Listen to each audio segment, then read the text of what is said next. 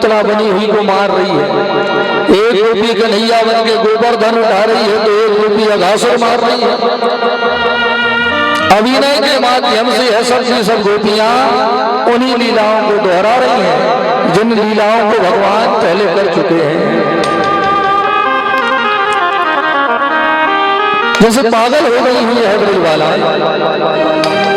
यमुना के घाट पे खड़े होकर के कह रही है हे श्याम सुंदर, हमने तुमसे प्रेम किया है, तुम्हारे लिए अपना घर छोड़ा है, फिर भी तुम हमें छोड़ गए। एक ने कहा बहन इसके मन में बिल्कुल दया है, ये हमेशा अपने प्रेम करने वालों को ऐसे ही सताते हैं, ऐसे ही रुलाते हैं।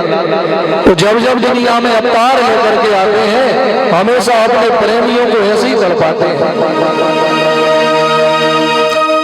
दूसरी गोपी ने कहा उन्हें क्या लगता है तो वो हमें छोड़ करके चले गए तो हम भी चली जाएंगी? अरे हम जाने के लिए नहीं आए, हम यही यमुना जी में कूद कूद करके अपने प्राणों को तो त्याग सकती हैं, लेकिन उन्हें छोड़ करके हम घर जाने वाली नहीं है।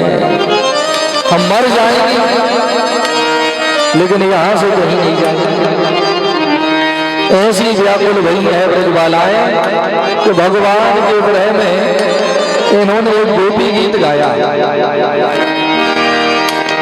इस गोपी गीत के मंत्रों में ऐसी शक्ति और ऐसा सामर्थ्य है कि इस कलयुग में भी श्रद्धा से मन से अगर रोज गोपी गीत का पाठ किया जाए तो इस कली काल में भी भगवान हमारे हृदय में या प्रत्यक्ष ही प्रकट होकर के हमें दर्शन दे देते हैं। ये सामर्थ्य है इस गोपी गीत में, ये साधारण गोपी गीत नहीं। भगवान के विरह में परेशान थी ब्रजबालाएं, तो भगवान को मनाने के लिए, रिझाने के लिए इन गोपियों ने यह विरह गीत, ये गोपी गीत गाया। क्योंकि समय का अभाव है, कथा का प्रसंग आज बड़ा बृहद है तो ज्यादा तो नहीं आई, एक श्लोक सुन करके इसी की व्याख्या सुन के हम आगे की रास में प्रवेश करेंगे। जयति तेधिकं जन्मना व्रजा श्रवण इंदिरा शाश्वतात्रयी दयति दृश्यता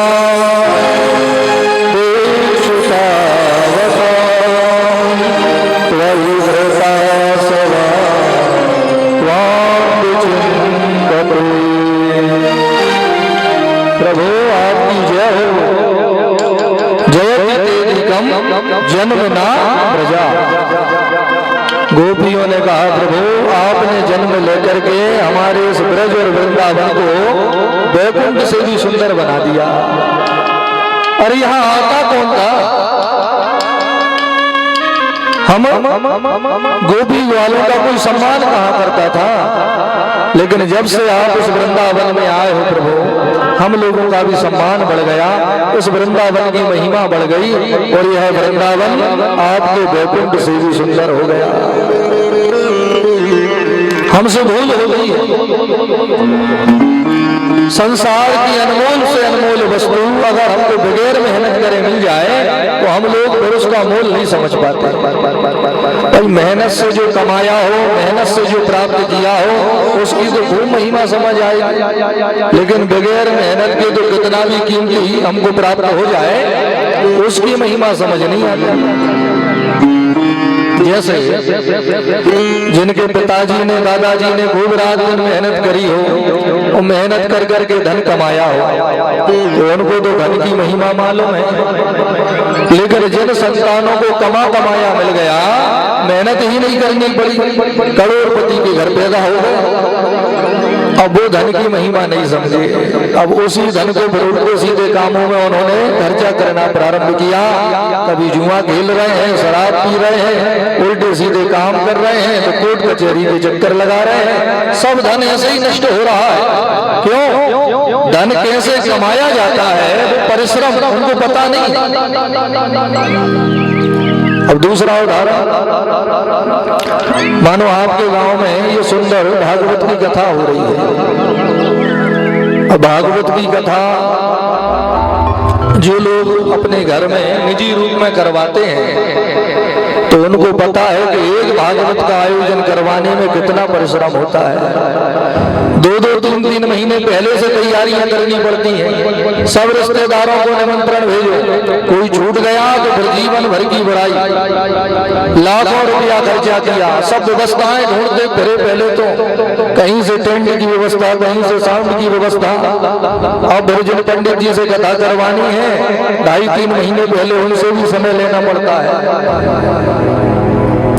लाखों रुपया खर्चा किया, लेकिन जो कथा करवा रहे हैं लाखों रुपया खर्चा करके, उन्होंने 7 दिन में 1 दिन कथा नहीं सुन पाई। क्यों नहीं सुन पाई? कि अब जिन जिन रिश्तेदारों को निमंत्रण दिया वो आ रहे हैं तो उनके स्वागत सम्मान की व्यवस्था भी करनी है। कभी मामा जी आ गए, कभी मौसा जी आ गए, कभी भूपा जी आ गए। तो अब जिससे राम राम नहीं करी उनको ही बुराई, तो सबसे बोलना भी है, सबके संग बैठना भी है। तो भैया लाखों रुपया खर्चा किया, 2.5-3 महीने मेहनत भी करी, उसके बाद भी कथा सुनने को प्राप्त नहीं भई। लेकिन हमको तो बैठे बैठाए भगवान की कृपा हो गई। सभी व्यवस्थाएं ठाकुर जी संग लेकर के आए, किसी प्रकार का कोई परिश्रम नहीं हुआ, सब बनी बनाई बात। तो बड़ी सरलता से है कथा प्राप्त भई, तो इसकी महिमा समझ नहीं आई।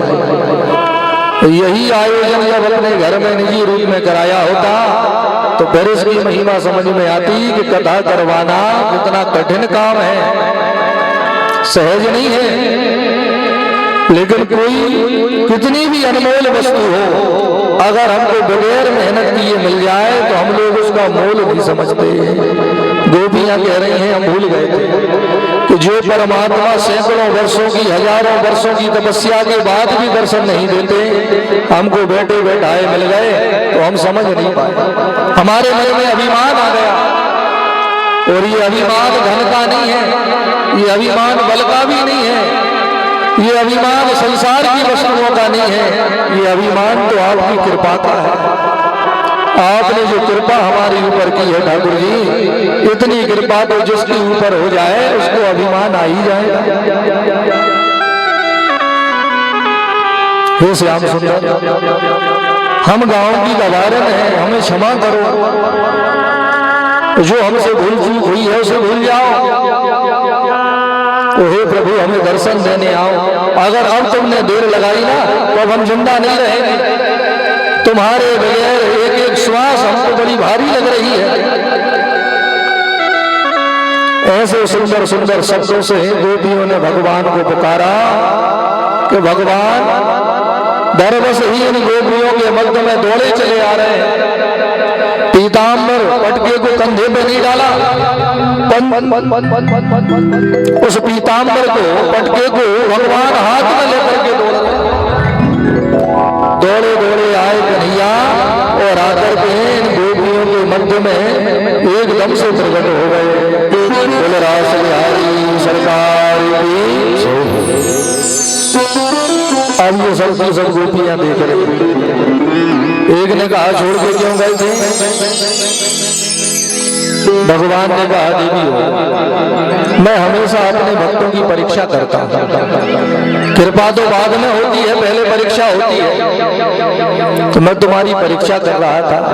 तो भगवान कह रहे हैं कि मेरी परीक्षा साधारण नहीं होती। भाई परीक्षा तो कोई भी हो कठिन ही होती है। तो जो भगवान ही परीक्षा ले रहे हो तो क्या परीक्षा सरल होगी?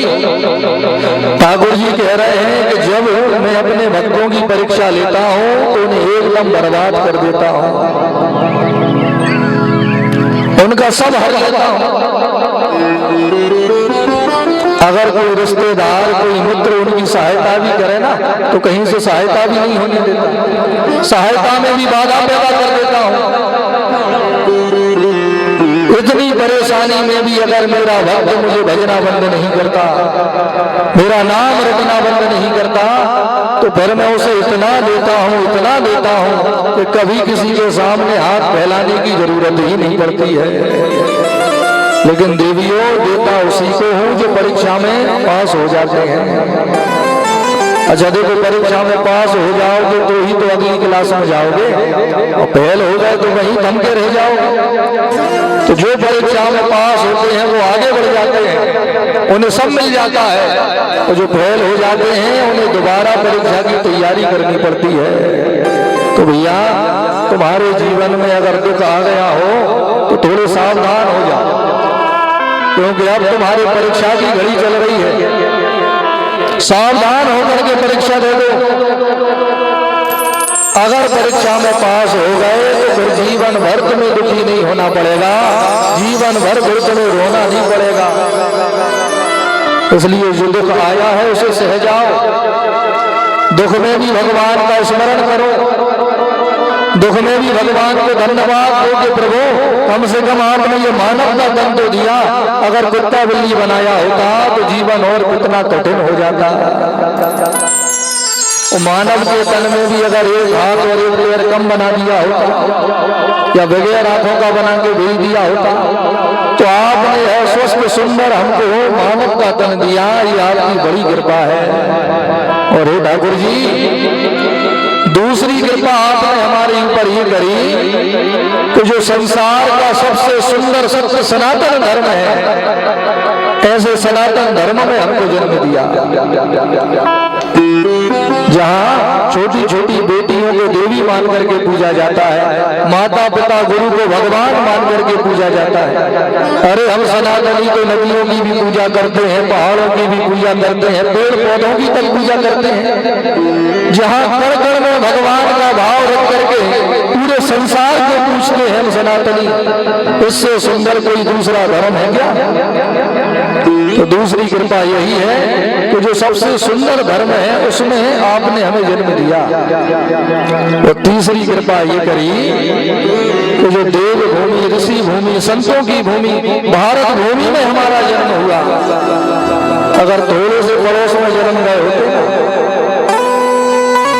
आतंकवादियों के देश में जन्मे होते, जहाँ रोज बम धमाके हो रहे हैं, गोलियां चल रही हैं, पता नहीं कब कौन मर जाए, तो जीवन कितना कठिन होता। तो हे प्रभु, जो सबसे शांत भूमि है, जिसे देव भूमि भी कहा जाता है, ऋषियों की भूमि कहा जाता है, तो भगवान इसी भारत की भूमि पर अवतार ले लेकर के आते हैं, क्योंकि ये भारत की भूमि ही सबसे शुद्ध और सबसे पवित्र है। तो ये कृपा नहीं है तो भगवान ने हमें भारत देश में जन्म दिया। और चौथी कृपा ये कर दी प्रभु तो पूरा शरीर स्वस्थ दिया। और पांचवी कृपा ये करी कि हम भागवत भगवान के सामने बैठे हैं, अपने कानों से आपकी कथा को सुन रहे हैं, ये भी तो आपकी ही कृपा है। तो इतना बड़ा आपका गांव है, इतने बड़े गांव में पहली बार ये सार्वजनिक भागवत का अनुष्ठान हो रहा है, अभी तक नहीं हो पाया। धनवान तो पहले भी थे और अब भी है, वही गांव वाले पहले थे अब भी है, तो धन की तो कोई कमी नहीं थी, लेकिन भगवान की कृपा नहीं थी। अब तुम्हारे गांव पर भगवान की कृपा भई भैया, 4 दिनों में सब व्यवस्थाएं हो गई और ऐसे धूमधाम से आप इस भागवत का आयोजन करा रहे हो, तो ठाकुर जी की कृपा ही तो है। नहीं, आप तो पहले भी थे, आपका गांव भी पहले था, लेकिन ये कथा तो पहले नहीं हो पाई। संत समागम हरि कथा तुलसी दुर्लभ तो धन दारा सुत लक्ष्मी पापी के भी हो। धन रुपया पैसा सोना चांदी मकान दुकान ये तो एक चोर के पास भी हो सकता है, ठग के पास भी हो सकता है, लेकिन भैया संतों के दर्शन और भगवान की कृपा ये दो ही दुर्लभ है। अगर पूरे जीवन में हमें ये दो प्राप्त हो जाए तो ये मानव जीवन सफल हो जाता है। तो प्रभु की कृपा से परमात्मा की कथा सुन रहे हैं, ये कृपा नहीं है भगवान की, लेकिन हम लोगों को कभी भगवान की कृपा नजर ही नहीं आती। हम तो दिन रात केवल भगवान को ATM समझ के मांगने ही लगे, इतना दिया वो नहीं दिख रहा। और दुखी क्यों है? क्योंकि हमेशा हम अपनों से ऊपर वालों को देखते हैं। ये हमसे आगे निकल गए, इन्होंने 4 मंजिल मकान बनवा लिया, हम 2 ही मंजिल पे अटक गए। तो भगवान ने हमें कोई कमी नहीं रखी, सब कुछ दिया, लेकिन हम उससे सुखी नहीं हो रहे हैं। हमारे पड़ोसी पर हमसे ज्यादा क्यों है, इस बात से दुखी हो रहे हैं। तो जब तक अपने से ऊपर वालों को देखोगे, जीवन रोते होते ही निकलेगा। अरे भैया, जैसा जीवन तुम जी रहे हो ना, ऐसे जीवन के लिए करोड़ों लोग तरस रहे हैं। करोड़ों लोग ऐसे हैं जिनके पास अपना घर ही नहीं है, तुम तो अपने अपने घरों में रह रहे हो। करोड़ों लोग ऐसे भी हैं जिनको दोनों टाइम का भोजन भी नहीं मिलता, तुम तो बढ़िया घर में बैठ के भोजन कर रहे हो। करोड़ों लोग ऐसे भी हैं जिनके पास वस्त्र ही नहीं है पहनने को, फटे पुराने मेले वस्त्र पहन करके महीनों तक घूमते रहते हैं। ओढ़ने बिछाने के भी कपड़े नहीं है, सड़क पे पड़े हैं, किसी ने कृपा करके कंबल उड़ा दिया। तो जैसा जीवन हम जी रहे हैं, ऐसे जीवन के लिए करोड़ों लोग तरस रहे हैं भैया। जब उन पर नजर जाएगी तो भगवान की कृपा तुम्हें खुद दिखाई पड़ जाएगी। लेकिन जब तक बड़ी बड़ी मकानें और बड़े बड़े शोरूमों को देखोगे, तब तक भगवान की कृपा नजर आने वाली नहीं है। क्योंकि जितना मिल जाए, अगर मन की तृष्णाएं शांत नहीं हुई तो कितना भी मिले वही कम लगेगा। जरूरत का तो भगवान सबको देते हैं, लेकिन हमको तो जरूरत से ज्यादा चाहिए ना, इसलिए रो रहे हैं। और इतने लोग यहाँ बैठे हो, एक भी दिन आपका ऐसा नहीं निकला होगा कि जिस दिन आपको सड़क पे सोना पड़ा।